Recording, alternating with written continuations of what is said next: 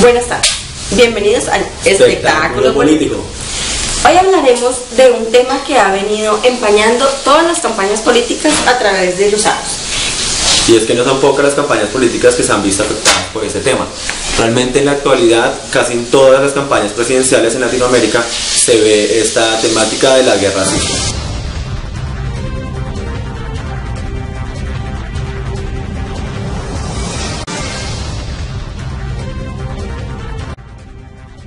Y es que no solo las guerras sucias se ven en las campañas políticas a nivel nacional. Vemos como la mayoría de los países, por no decir todos, se han visto afectados por esta guerra. ¿Quieren ver el ejemplo de Paraguay? Aquí está.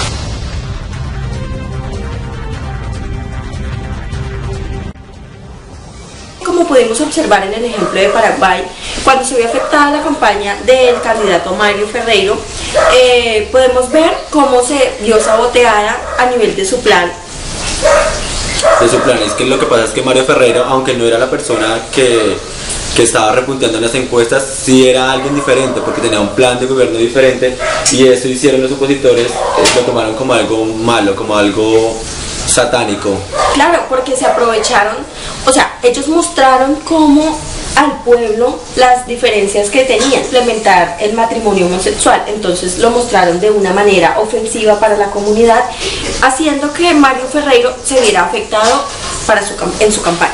Además que eso simplemente es un moralismo de estos padres de la patria, por decirlo así, porque simplemente pues la verdad no le vemos nada de malo al matrimonio homosexual. México es otro país que también se ha visto involucrado en esta guerra sucia de campañas.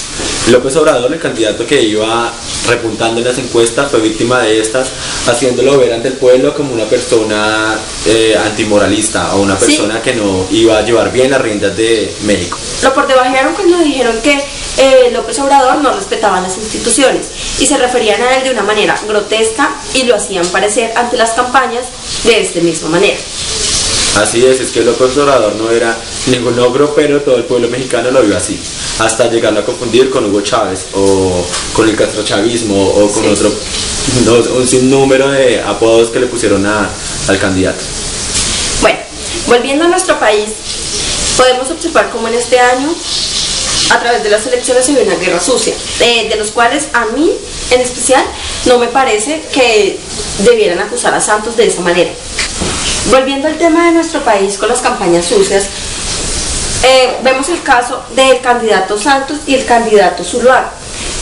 La mayoría de las personas siempre defendieron, o sea, unos tuvieron su dependencia por el candidato Zuluaga y otros por Santos, pero se notó mucho como Zuluaga, a raíz de su consejo, hizo quedar a Santos de una manera por debajo todo el tiempo a través de las encuestas. Pero la verdad no me parece que el candidato Zuluaga simplemente utilizó la estrategia que debería utilizar para llegar adelante.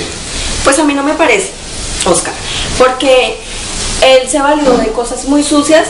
El ejemplo, tenemos al hacker para entrar a todas las instalaciones, revisar sus conversaciones, y eso me parece que es una campaña sucia. Aparte utilizaba a su primo, salió haciendo campaña diciendo que era el primo de Santos, que no votaran por él. En concepto no me parece que eso sea bien. Y no es sucio utilizar la paz como bandera para llegar al poder.